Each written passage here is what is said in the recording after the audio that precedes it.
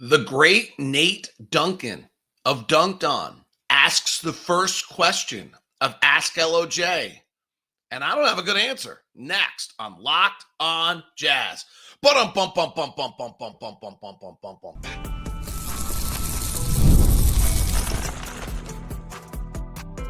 You are Locked On Jazz, your daily podcast on the Utah Jazz. Part of the Locked On Podcast Network. Your team every day.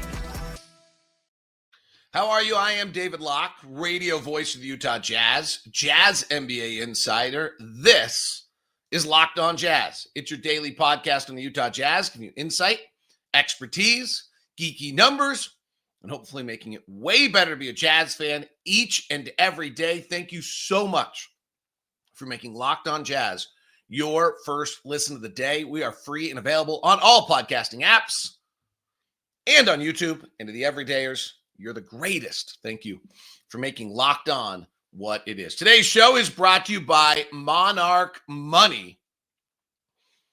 Take control of your finances in Monarch Money. Use the code LOCKEDONNBA at monarchmoney.com to get 50% off your first year. It is an Ask LOJ edition.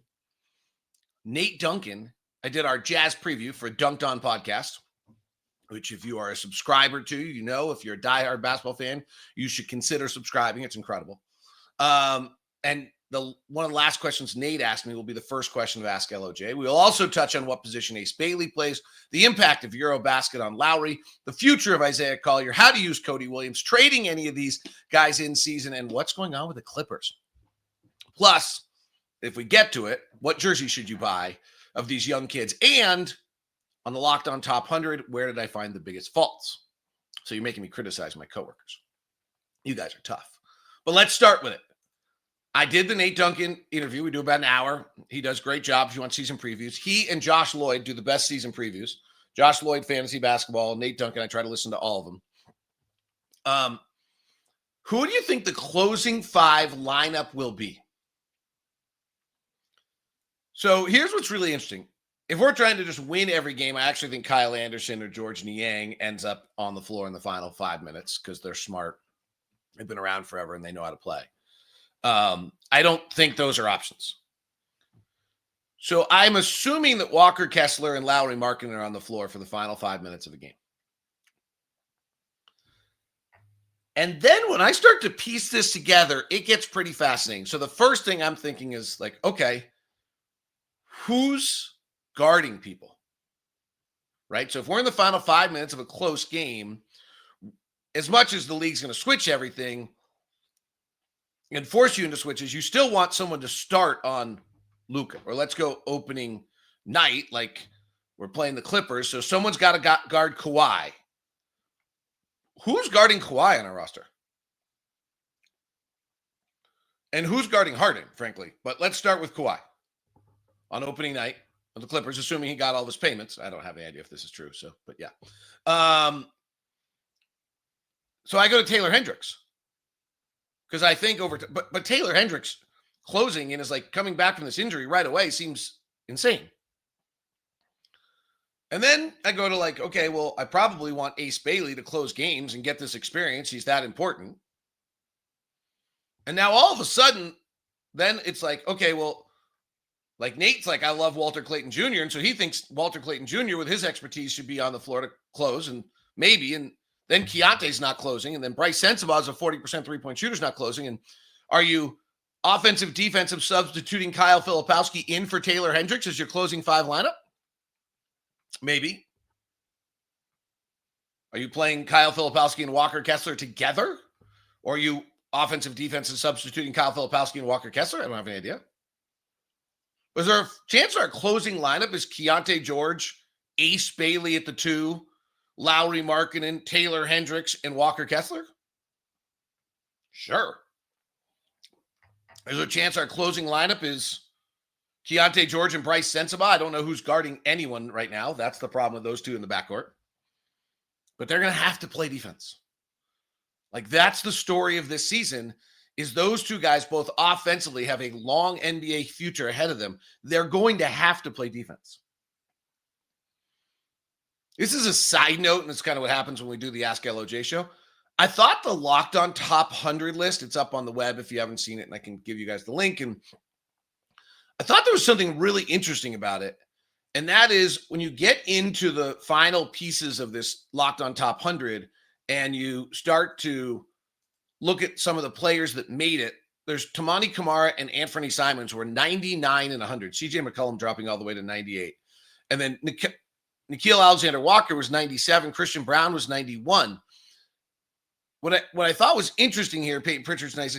Like Simons is all offense, no defense. But that's kind of almost the only guy that you would put into that category that's on this list.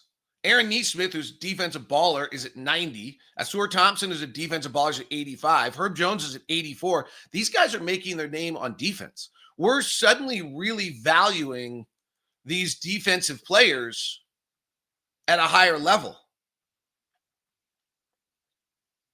Drew Holiday at 78, Michael Porter's at 79, all offense, no defense. And so on a guy like Brice Sensabaugh, is a 40% three-point shooter, how does he work his way in here? Like that player almost seems to be fading a little bit from the NBA level. That guy used to just come in and shoot the three and be unique because he was a 40% three-point shooter, didn't have to defend much. Maybe everyone's a good enough shooter now that the value of having a high-level three-point shooter is not going to get it done. I don't know. But that to me seems like something that's going on here in how we're valuing players. But back to the question of who's our closing five, this is kind of a lot of what makes the season so interesting. Okay, so Lauri, then who's our next scorer? Well, that's Key or Ace Bailey, I think, which gets to a question we'll have here coming up here. So do you need to have both of them on the floor? Who's playing point guard? I don't know that again, this is where Isaiah Collier, as good as he's been, and he made some really clutch plays last year, the lack of three-point shooting makes it hard. Because Walter Clayton got such a little chutzpah to him that he, late in games in his maturity, and frankly, he's older than all of these, our veteran rookie, what is he suddenly able to close? Who is our closing five was a heck of a question in my interview with Dunked On, I would say that. Which led to this question also coming in. If Ace reaches his full potential, can he play the two guard, and can you see him playing any two this year? So this is where I'm now just stealing from Nate Duncan. So we talked about closing lineups, and then Nate brought up that that's what the Seattle Supersonics did with Kevin Durant. Kevin Durant, when he was a rookie, played all two guard under PJ Carlesimo and got criticized.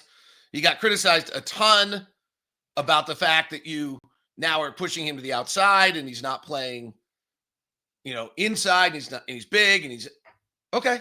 Maybe that's the criticism.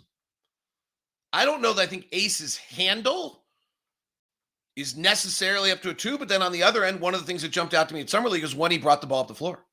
So maybe Ace does play the two, which gets interesting is Taylor Hendricks. Then which gets really interesting as the year goes on is if Taylor Hendricks gets healthy and starts to play well and do a bunch of things like that, then literally you could have a lineup of Ace Bailey, Lauri Markkanen, Taylor Hendricks, and Walker Kessler. And then we're huge. And I don't know who your starting point guard is at that point.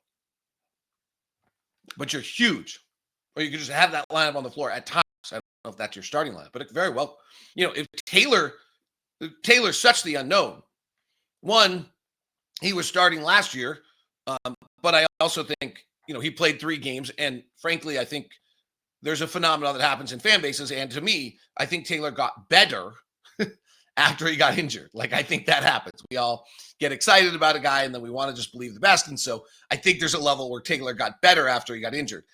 And like some of the thing, we didn't see some of the areas where he needs to develop still because he was injured. So we just forgot about those. But I mean, he's big and strong and a unique body and an incredible athlete. And if he can shoot the three pretty well and can learn how to play off two dribbles, he doesn't need to be a 3, 4, 5 dribbles, then yeah, baby. Super interesting. But yes, I do think Ace Bailey is going to play some 2 this year. I think that's got some real possibilities.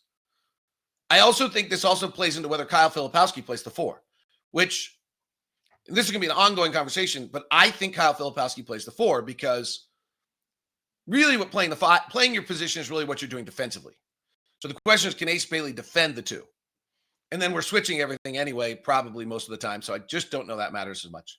And then this gets to my Filipowski comment, which is I just don't think Kyle can play drop big very effectively. So if Kyle's on the floor, he's switching.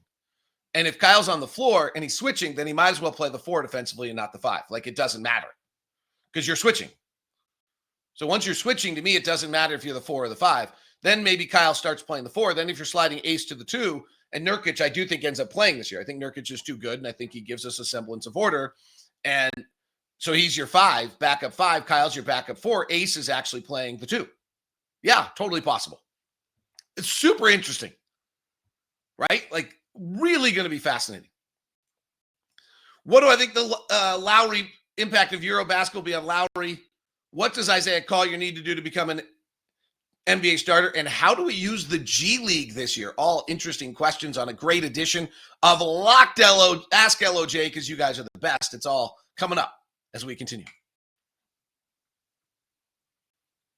Friday edition of Locked On Jazz is brought to you by Murdoch Hyundai, located at 4646 South State Street in Murray, located in Linden, located in Logan. Murdoch Hyundai, bringing you the greatest Hyundai customer service you can have and bringing the great lineup of Hyundais. I'm driving the Santa Fe Hybrid right now. I'm blown away by it. I actually parked at the golf course yesterday. A guy pulled into me next to us, and we held like a 10-minute conversation about how much we just adored this car and how great it has been. I was down there the other day, and in the service department, it was kind of great because I brought our first Hyundai we ever bought.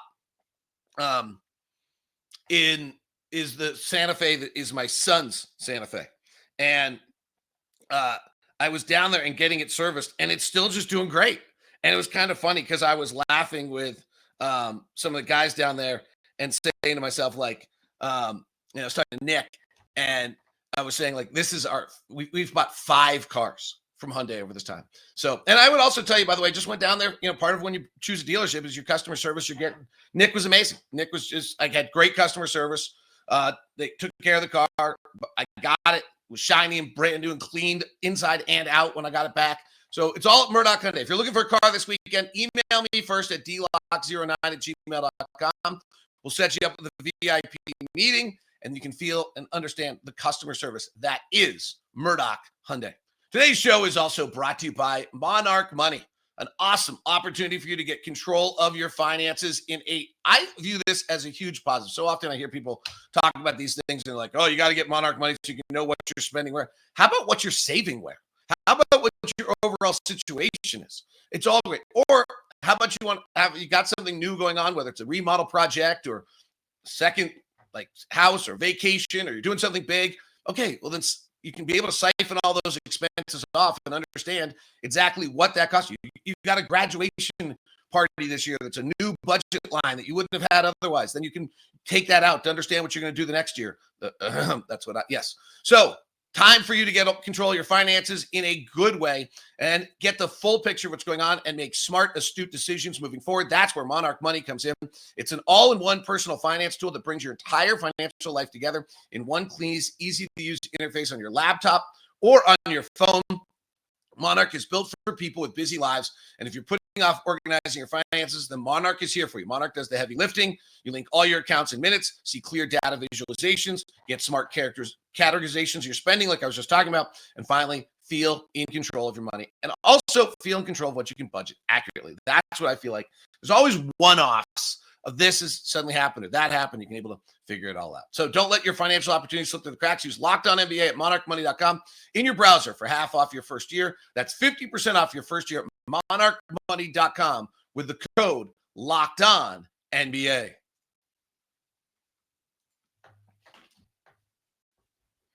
I really appreciate you guys. These shows on Friday are fun for me. We used to do them kind of once every now and then your questions have all gotten so good that now it's kind of a Friday staple of Ask LOJ, and we'll continue it throughout the year because I do think I sometimes get lost in the weeds. You do a good job of bringing me back and getting questions that you really want answered, and then frankly, the audience is always the biggest, which tells me that this is what you guys want. How do you think Lauri's EuroBasket play will impact his play to start the NBA season? So if I'm a fantasy player, I want Lauri early. I think, we've seen it once before. It was with Mike Conley. I do think there's a big difference between Lauri in his Jazz time when he's been with Mike Conley and when he hasn't. And so the question is, who's the point guard this year and whether or not they can set up Lauri well enough.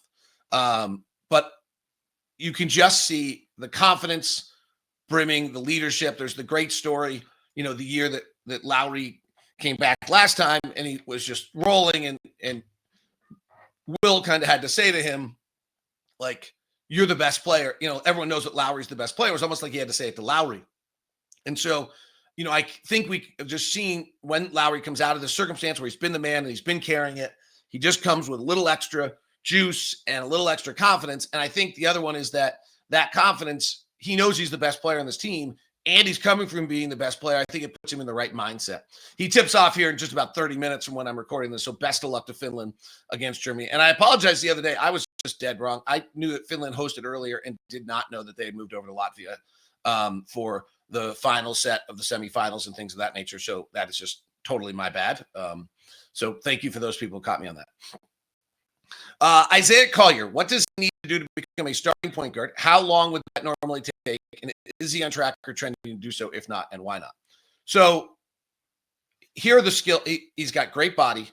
He's got great speed. He's got great vision. He's got a little whatever intangible of like people want to be around him, and he has a joyousness to him and an energy to him that people will follow. What that intangible, which is pretty important as a leader of a team, I think is there. So the two things that I think Isaiah Collier needs to add, there's the obvious, which we've talked about ad nauseum, and I'm sure if he or any of his people listen to the show, they're so tired of it, and I don't blame them, is the shooting. And, some people think that it all stems back to a wrist injury. Some people think it stems back to fundamentals. I don't really know the answer on that. But yes, he is going to have to increase his three-point shooting. But I also think some of the other stuff is, he took 34% of his shots at the rim last year, which is pretty high for a point guard. That's where he's going to have to live. He's going to have to find a really good, solid rim, short midi game. He was at the 66th percentile at the rim last year, which is really good for a rookie, like really good. It's in about the 70th percentile of point guards finishing at the rim. So that's really good. However, his kind of mid-range game was not, right? His mid-range game, his short mid, he was at that floater kind of, he's never had to do that before. It was at 37%. So can he find a little bit of a floater game? His three-point shooting at 25%, just that, we've talked about it all the time. We'll continue to talk about it. Like, that doesn't work. Like, that has to change. There's no debate on that.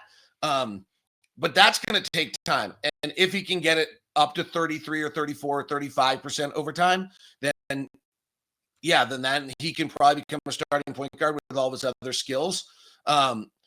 He's pretty good at drawing fouls. He drew fouls on 11% of his shot attempts last year, which is in the 70th percentile. He just obviously didn't make his free throws. He only shot 67% from the line. So my point on this is, from an offensive standpoint, he has great speed.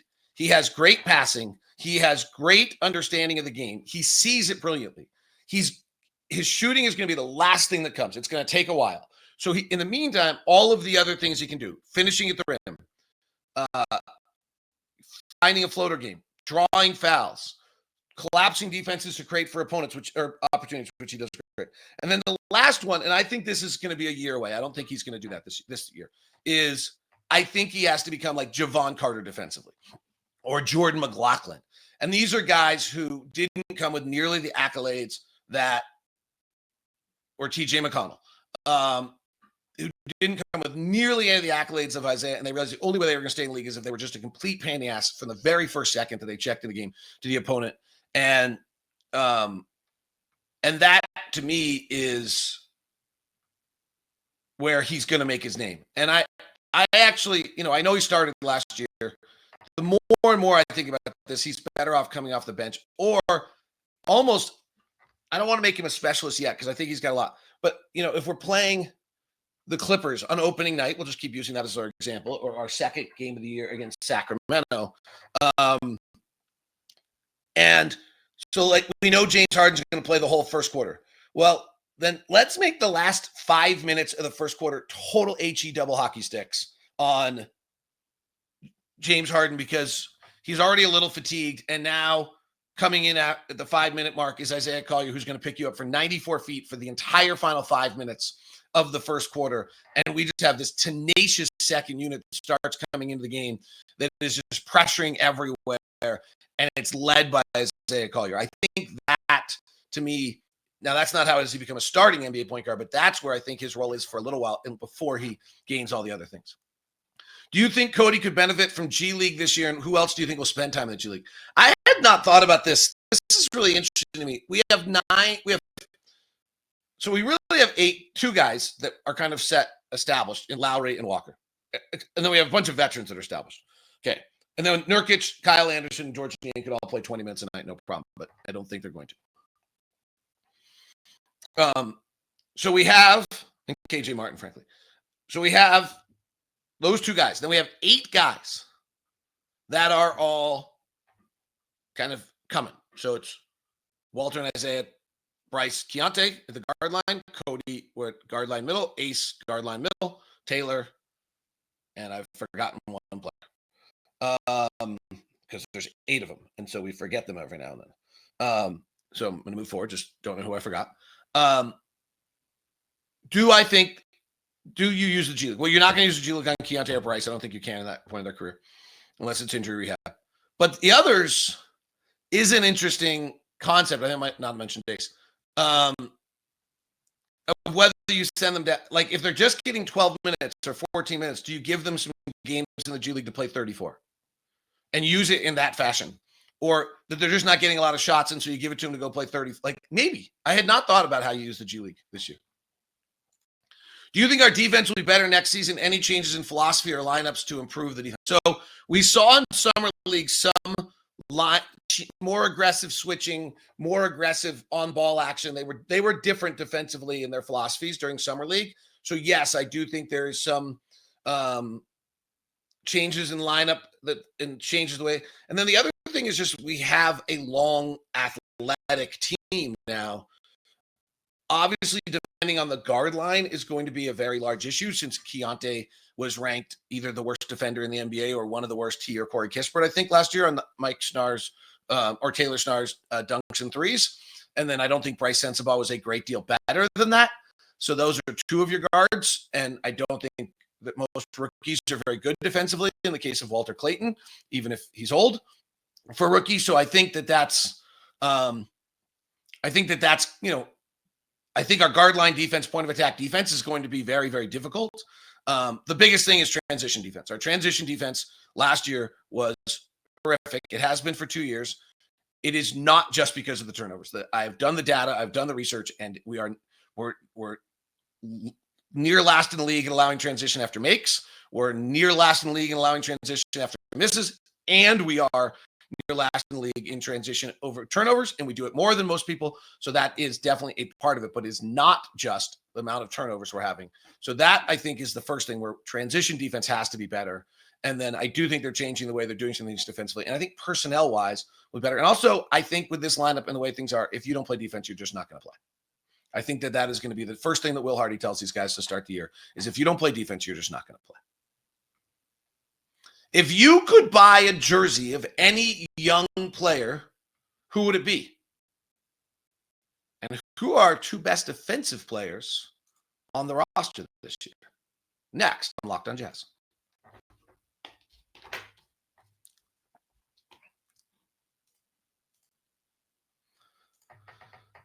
Locked On NBA is still going each and every day. Plus, by the way, if you're a WNBA fan, new Locked On Women's Basketball show is coming right for the playoffs and ready to amp it up for you. We're excited about it. And we will have that coming your direction here shortly. Excited. Some really exciting talent coming. If you could buy a jersey of one of the young guys, whose jersey would it be? This is kind of what I like most about this upcoming season and this team. And I was actually talking to Lauren Green about this at our retreat the other day. A lot of times when you cover a team, there's 3 players. Like, you just got 3 players. What I think is so interesting about this team is that there are 10 players, maybe 11 or 12. Well, George Niang, 11 at least, who you can decide are your favorite. There are 11 players who this year you can decide are your guy that you're going to root for. You could become a Brice Sensabaugh guy because you love shooting. You could love You could buy into Keyonte and his athleticism and the fact that he's developing and growing up, and it's neat to see. You could be all in on Ace Bailey in our future. Certainly seems like a great idea and a fun number to boot. You could decide that Walter Clayton Jr. and his chutzpah and his winning and his national title and his off the bounce dribble three is kind of what's your makeup. You could decide that you're going to root for Taylor Hendricks as the comeback story. You could decide that Cody Williams, the quiet younger brother, and decide that you're gonna like that's your guy. I think that's the coolest part about this season is that in regards to buying a jersey of one of these guys, like maybe you should buy one with Hot Rod's amount of games you called on it and just have it be the equivalent of the Seahawks 12-man jersey, which I kind of love about the Seahawks is you just go get 12 and it's your 12th-man jersey and then you don't have to worry about like the fact that you have a Russell Wilson jersey that looks weird in the arena or a Marshawn Lynch jersey that looks outdated, or unless you're going Steve Largent and then you're, old school. So maybe it's Stockton Malone jersey. In the meantime, you just embrace each of the 10, 11 guys. But I think that's one of the most interesting things about that season. Who will be the best defender for the Jazz, best offensive player? Well, Lauri's going to be the best offensive player and Walker's going to be the best defender, right? So that's easy. But then what? So my guess on best defender is Walker's our best defender. Taylor's our second best defender if he's healthy and right. We need Isaiah Collier to probably be our third best defender. Oh, by the way, I forgot Filipowski in the I just realized that when I was doing the list of guys earlier. I forgot Filipowski. Because he's going to be one of our best offensive players here in a second. So those are the three. And then I think it gets interesting. Like if Cody Williams emerges as one of our top 4 best defensive players, he's going to start playing. This is how you're going to make the lineup. This is how you're going to play. And can Ace Bailey in his length as a rookie? Probably not, but can he have an impact? Who's our best offensive player? It's Lauri. Who's our second best offensive player? Like you're doing the closing lineup where we started the show. You need somebody else on the floor to make some plays. Who's it going to be? So I think our second leading scorer is most likely going to be Keyonte. But is Kyle Filipowski going to be our second best offensive player? Summer League would lead you to believe so. Is passing some of those skills. If you can shoot 38% from 3, it gets right there really fast. Ace Bailey will be eventually, but I don't think he's going to be as a rookie. How good a player is Walter Clayton's jump shot going to be as a player? Brice Sensabaugh's 40% from 3. Who's our second best offensive player? Jusuf Nurkic? Pretty good offensive player, actually. So, that to me jumps out a little bit as a really, again, another one that's super fun for us to kind of debate and wonder about and look at. Typically, how much time do you give a draft pick to show potential before deciding to move on? I think this is the thing that defines good and bad organizations. If you look back at Danny Ainge and what he did best in Boston is he moved off players who then didn't turn out to do a lot anywhere else. I think this, you look at the Lakers, which I would say on the other side, the amount of players that they've moved off of that turned out to be really good players who weren't very good for them showed a real lack of ability to evaluate talent. So you look at Sacramento, the same thing. The amount of players that have moved out of Sacramento get somewhere and then get like Davion Mitchell. We're seeing it right now. So those are I think this is the key to a good franchise. If you have a player who tells you something about themselves, exposes something about themselves in their first year, you should move then. From a talent and development standpoint, this is where I think Keyonte George and Brice Sensabaugh are in a monster season. Like you need to start seeing between year 2 and year 3 developmental changes. I do not believe they come between year 1 and year 2. I do not think we'll see it out of Isaiah Collier this year. I don't really think Kyle Filipowski is going to be dramatically different. I don't. Cody Williams had such a poor show. I think he is going to obviously elevate from where he was, and if he doesn't, then we have a problem. But I think this is and Taylor I think is still in that year 2 because of last year's injury.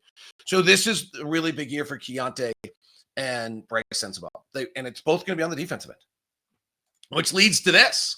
Do you see any of the young core, rookies, sophomores, or juniors being traded late in the season if they underperform under the new? Yes, 100%. At some point, we have to start siphoning through our talent. And one of the number one things you'll hear me talk about all the time is, at least if I understand our roster building correctly, is our roster building is Ace Bailey, whoever we draft this year, and whoever we draft the year. Those are 3 of the spots, and hopefully they all hit. Probably 2 of them do, but hopefully all 3 of them hit. It's Lauri and Walker. That's 5. We're going to bring somebody in through our money free agency. That's 6, maybe 2. That's 7. We're looking for 2 or 3 of these guys to hit.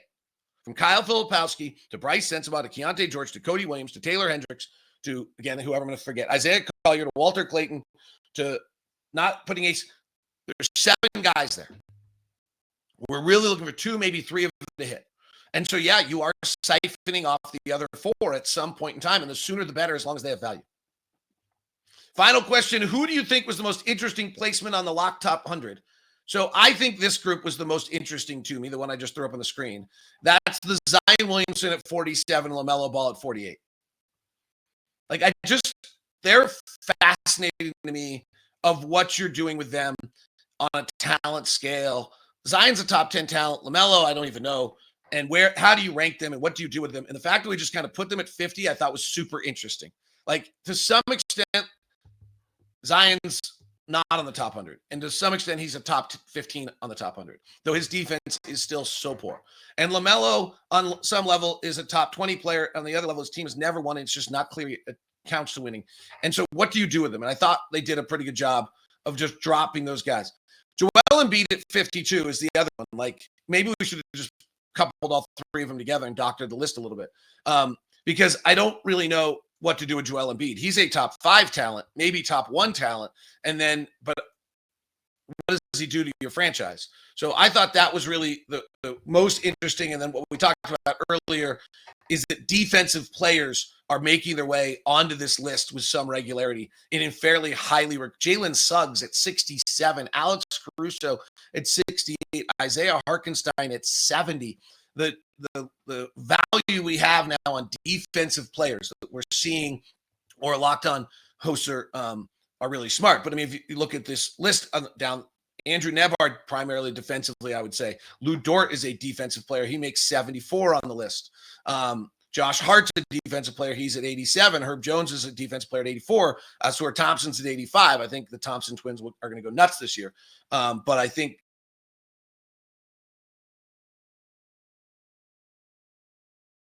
what's going on with that. That is Locked On Jazz. Thanks for a fun week. I'm going to try to get the interview series going this weekend with Ron or Thurl or Craig. I'm not entirely sure.